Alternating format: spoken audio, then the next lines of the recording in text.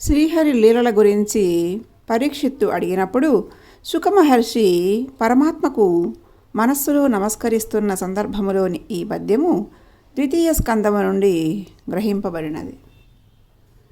యవనవ్యాధ పులింద హోణ శక కంకాభీర చండాల సంభవులున్ తక్కిన పాపవర్తనులున్ ఏ భద్రాత్మ సేవించి భాగవత శ్రేష్ఠులడాసి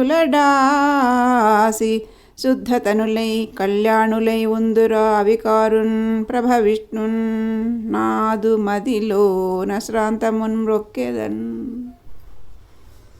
భావం: యవనులు, కిరాతులు, పులిందులు, హూణులు, శకులు, కంకులు, ఆభీరులు, చండాలురు ఇలాంటి జాతుల్లో పుట్టినవారు ఇతర పాపాత్ములు కూడా పరమ పావనుని సేవించినచో భాగవత శ్రేష్ఠులను ఆశ్రయించి పరిశుద్ధ శరీరులు మంగళాకారులు అవుతారు.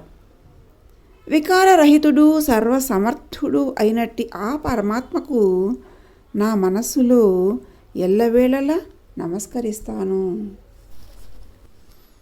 అర్థాలు: యవన యవనులు, వ్యాధ బోయలు కిరాతులు, పులింద పులిందులు, హూణ హూణులు, శక శకులు, కంక కంకులనువారు, ఆభీర గొల్లలు, చండాల చండాలురకు, సంభవులు పుట్టినవారును, తక్కిన తదితర పాపవర్తనులున్ పాపపు ప్రవర్తన కలవారు కూడా ఏ ప్లస్ భద్ర ప్లస్ ఆత్మున్ ఏ శుభములు తానైన వానిని సేవించి కొలిచి భాగవత భగవంతునికి చెందిన వారలలో శ్రేష్ఠులన్ శ్రేష్టమైన వారిని డాసి చేసి శుద్ధ పరిశుద్ధి చెందిన తనులు ప్లస్ ఐ శరీరము కలవారై కళ్యాణులు ప్లస్ ఐ శుభస్వరూపులై ఉందురు ఉంటారో ఆ యొక్క అవికారున్ ఏ వికారములు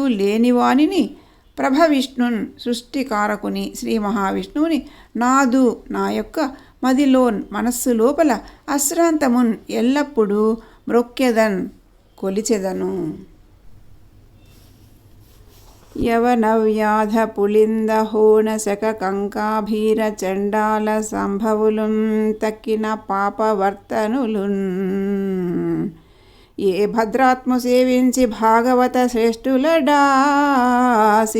శుద్ధతనులై కళ్యాణులై ఉందురా అవికారున్ ప్రభ విష్ణున్ నాదు మదిలో నశ్రాంతమున్ మ్రొక్కెదన్.